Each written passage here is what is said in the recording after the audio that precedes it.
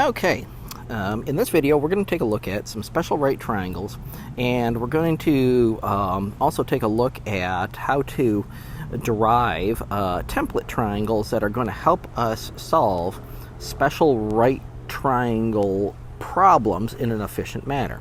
So first thing we need to do, though, is we need to start off with by looking at various examples and seeing a pattern here. So let's start with this triangle that's called a 45-45-90 triangle. And the reason why, it's got a 45-degree angle and it's got a 45-degree angle here.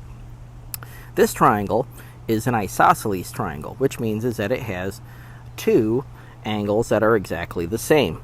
And across from those two angles, the sides are going to be exactly the same. So in this case, with an isosceles triangle, it is going, in this case, it's going to, A is going to equal B. All right? So those sides will be completely the same. So if we start to go ahead and look down below, we start to have the length of leg A and the length of leg B the same throughout these columns. And what we're going to do is that we're going to go ahead and create a pattern by just increasing the lengths of side A and B by 1 and seeing what the hypotenuse is. Okay, so the way that we're going to do that is that we're going to use the Pythagorean Theorem. Okay, so we got A squared plus B squared equals C squared, the hypotenuse. So for the first one right here, let's take a look, is that we would have side A is going to be 1 squared, side B is going to be 1 squared equals C squared. Okay, so I add that up. 1 squared plus 1 squared is going to be 2. I got C squared. And so to solve that out, I take the square root of both sides, and I end up with the hypotenuse, or C, is going to equal the square root of 2. Okay, so far, so good.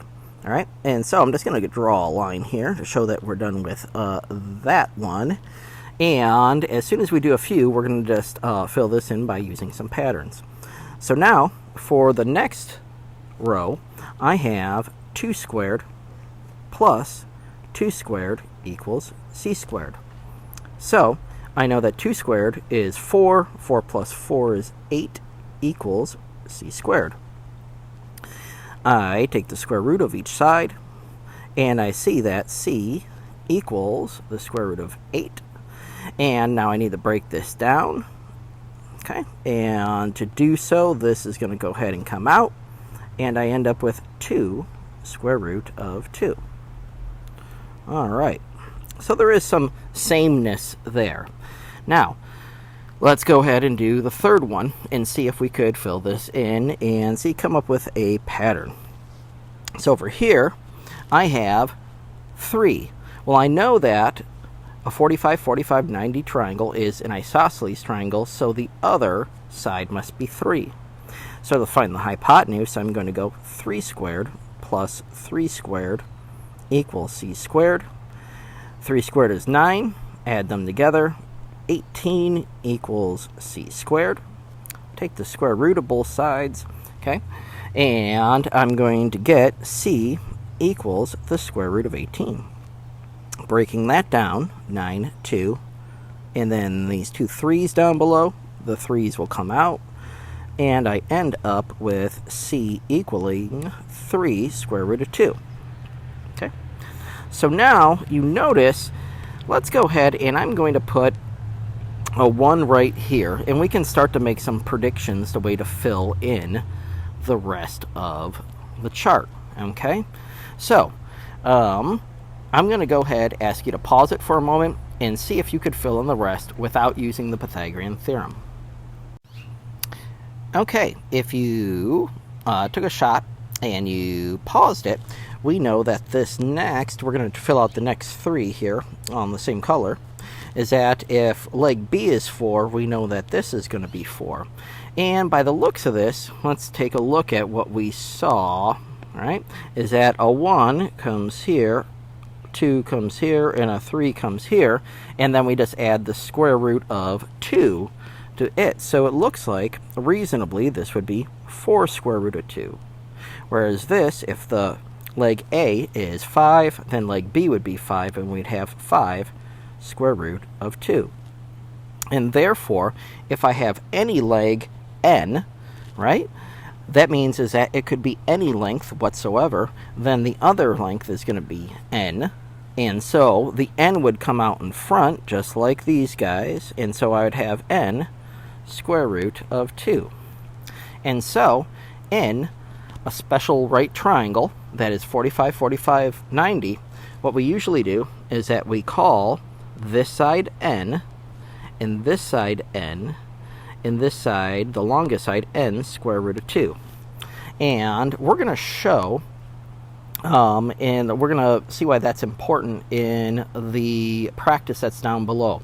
We're going to take a look at the 30, 60, 90 triangle next, okay?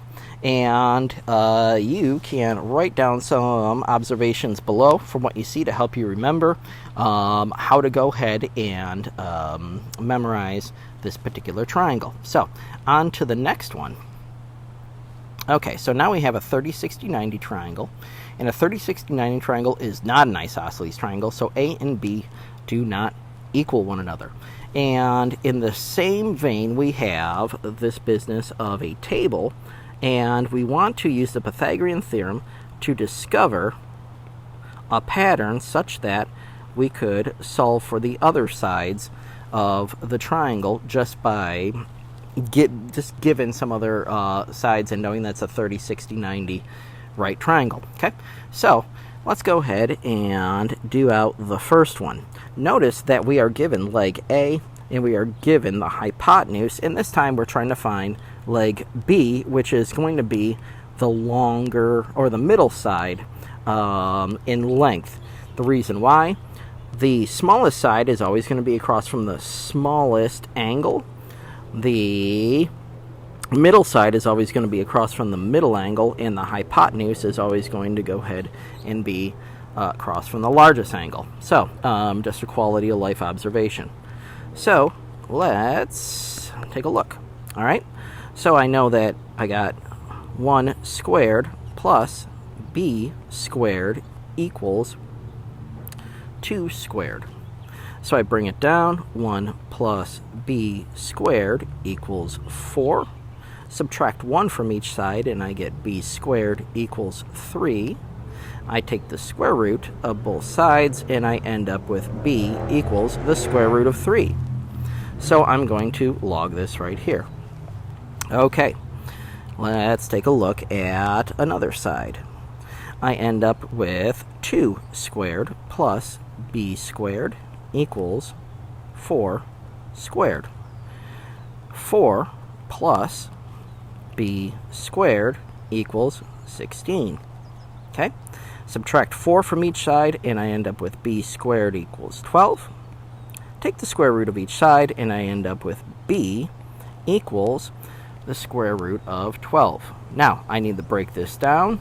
4 and 3, 2 and 2.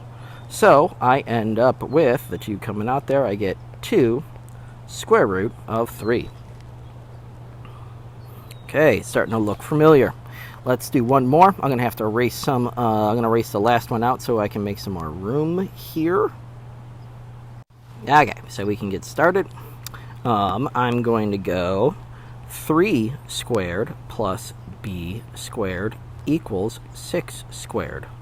9 plus b squared equals 36.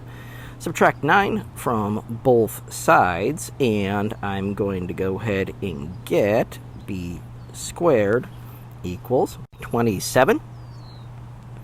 Take the square root of each side, and I end up with b equals the square root of 27, which is going to go 9 and 3, and 3 and 3, the 3's come out, and I end up with 3 square root of 3. So now we can see another pattern that's going on, okay? And let's take a look at two different things that are going on. First of all, is I want to just guide your eyes to the relationship of the smallest leg and the hypotenuse.